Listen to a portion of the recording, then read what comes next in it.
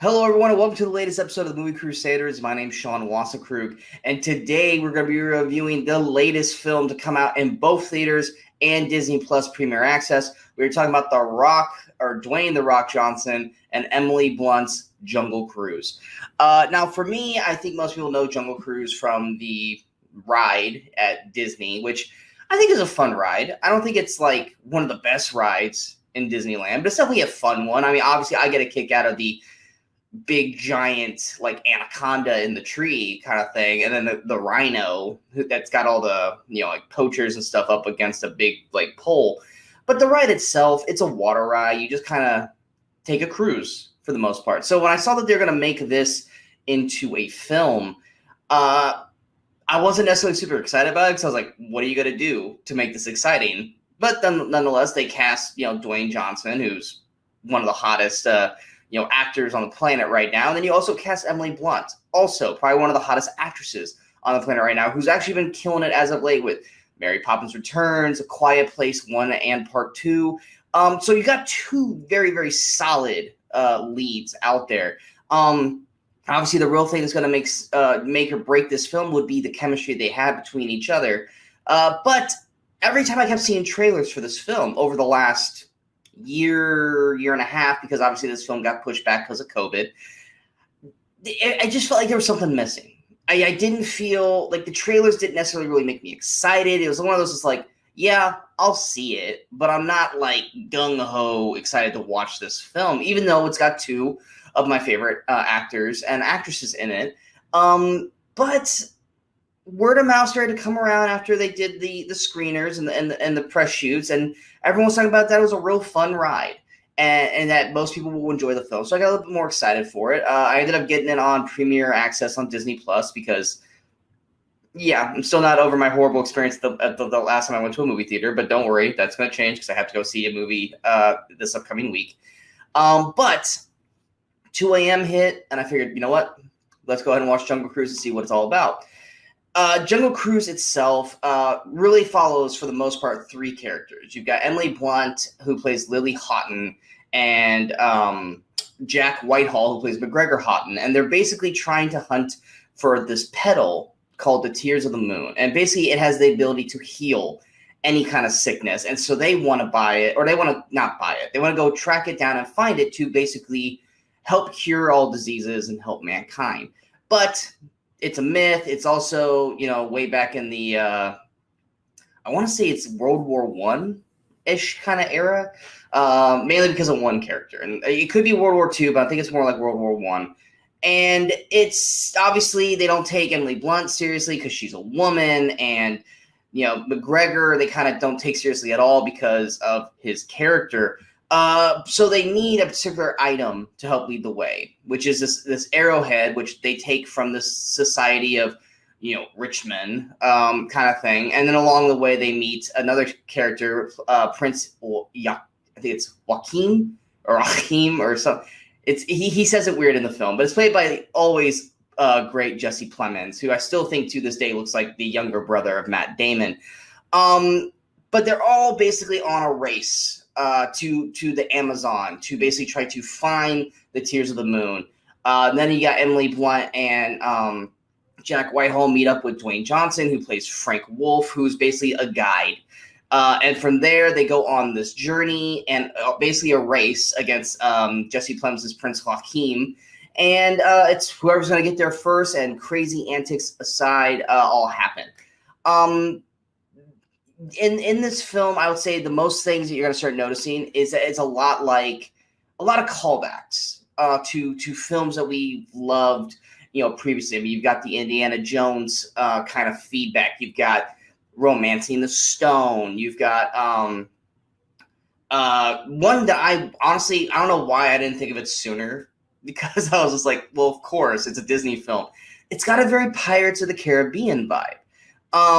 Now, it's you got it. I mean, it is a ride, obviously, in Disney. So why wouldn't Jungle Cruise also be like Pirates of the Caribbean?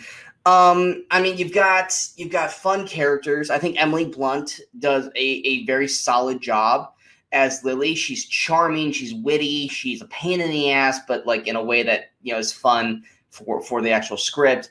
And she's just an all-around charming, funny actress to on screen. Of course, The Rock, he's playing kind of the same kind of character. He's charming, he's witty, he's tells really, really bad dad jokes that are, because it's The Rock saying it, it's funny. Obviously, he's The Rock, so he's built like a tank. So obviously, action-wise, The Rock's got that down. He's also got a special friend that I'm not going to spoil. That is a lot more fun than I thought it was going to be in the film as a whole. But he obviously has a little more behind him that you find as it unfolds throughout the film. And then you got Jack Whitehall playing McGregor, which honestly, the first time seeing him in the trailers and even the beginning of the film, I was like, I don't know if I'm really going to like this character. He reminds me kind of a Disney version of John Hannah's Jonathan from The Mummy, which is another film that this movie kind of tries to be a little bit like. And frankly, Jack Whitehall does a great job. I enjoyed him throughout the movie. As the movie progresses and keeps going, his character just kind of keeps blossoming. And basically you keep finding a little bit more about him and his interactions with Frank and Lily and other characters in the film. And his character probably is the one that really grows the most in this film, and his journey is actually the one I actually really, really enjoyed. I mean, obviously I enjoyed Lily and Frank as well, but he was the most surprising to me. Jesse Plemons' Prince Joachim or however you want to say it. He basically plays like a German aristocrat who really wants to win the war, and he thinks that Tears of the Moon is going to help with that, which is why I'm saying it's probably more World War I, because he's not a Nazi in this film. But I love Jesse Plemons, but he basically in this film is doing his best Christoph Waltz impression from Inglourious Basterds, because the whole time he's talking, I'm like, he sounds like someone. Halfway through the film, I realized he sounds like Christoph Waltz's Hans Landa from Inglourious Basterds. Not necessarily a bad thing, but it's just one of those things where it's like once you hear it, you just can't get it out of your head. But he's doing a solid job as well. Paul Giamatti also pops up in a small role as Nilo. He basically is the guy who kind of owns all the boats in the Amazon area that Lily and McGregor go to. But the journey itself from the Amazon, obviously they're going to go through a lot of twists and turns and little action set pieces because it's a ride. And that is probably the best way I can describe the film as a whole. It's a fun ride with some fun characters that you're going to enjoy. Obviously, there's sometimes you're going to have to kind of shut your brain off and kind of just go with the flow or go with the waves and just enjoy what you're watching. You're watching three funny characters with Jack Whitehall, Emily Blunt, and Dwayne Johnson going through these things. And then obviously as the story progresses and you find more and more stuff out, newer characters pop up, and that's where the Pirates of the Caribbean vibe kind of comes into play. And I think those characters look great. They're intriguing, especially one certain character I'm going to try to say from saying their names because I don't want you to know these characters are the ones you're going to be focusing on. But they're very unique in a way that it really captured my eye. And I think in terms of like the Pirates of the Caribbean, the first film anyway, where you were expecting to follow these certain characters, but then you grew to love these other characters. These characters are kind of be like that in a sense, not to the point of loving them, but a point of when they're on screen, you are fixated off these characters and you just want to see them more and more on screen. I think the CG, some of them work better than others, obviously, but it is what it is. The story itself, I think it clocks in around 2 hours and 9 minutes. It does feel a little long by the end of it, where it's like, okay, we've had a little bit too many kind of action sequences. Not that action sequences are bad, but it starts to feel a little long in the tooth. They probably could have cut about 10, 15, maybe even 20 minutes of script just to make it a little bit tighter. That's a nitpick. That's not an absolute negative of the film. And also, Jesse Plemons' Prince Joachim does feel a little tacked on by the time we get to the main focal point of the story or where the main characters are really kind of going. He's just kind of like, oh yeah, Jesse Plemons is still in this movie. Because like in the beginning of the film, he's a very big focal point. But then as the movie goes on, he kind of just falls further and further by the wayside. And then he'll just pop up like 30, 40 minutes later. I'm like, oh, wait, that's right. He's in this movie. And then as the movie goes on and we get to a certain plot point of the film, his character also just kind of seems a little bit inconsequential to the greater picture of what the film is. That's not a knock on Jesse Plemons' character. It's kind of more of a script issue. But yeah, overall, if you like any of these characters, I think you guys are going to, for the most part, enjoy Jungle Cruise. I enjoyed it quite a bit, despite its longevity and some certain character elements in script writing. But I had a fun time watching this movie, and I think most of you guys will probably have a fun time watching this too. If you guys like films like The Mummy, Indiana Jones, Romance in the Stone, Pirates of the Caribbean, I find it hard that you guys probably won't enjoy Jungle Cruise. If you like, obviously, Dwayne "The Rock" Johnson, Emily Blunt, Jesse Plemons, I think you guys are going to enjoy this film also. And I think a lot of people are going to be surprised at Jack Whitehall, who, like I said, really kind of made me take notice of him in this film overall.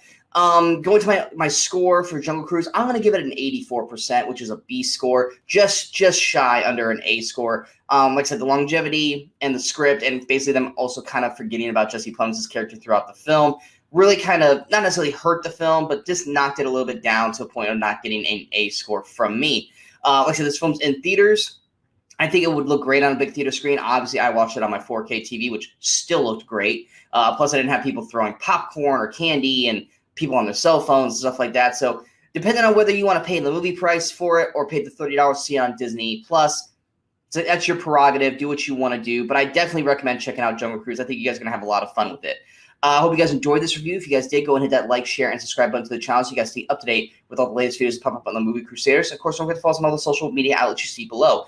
Coming up next, at some point in the following week, I'm going to try my best to get out to the theater to see The Green Knight, because reviews so far right now have been astounding for this film. So I got to check that out. We'll have a review for that as soon as I do. Also, next week, Suicide Squad. Never did I think I was going to be super excited about a Suicide Squad movie again, but everything I keep seeing about this film has made me just excited as hell to see this film. So we will have a review for Suicide Squad next week as well. And then, of course, like always, myself and Brian Michaels will be back for another 5 movies that come out during that weekend in movie history with the Weekend Crusaders. So check that out. And until next time, in case I don't see you, good morning, good afternoon, and good night, Movie Crusaders. You're still here? It's over. Go home.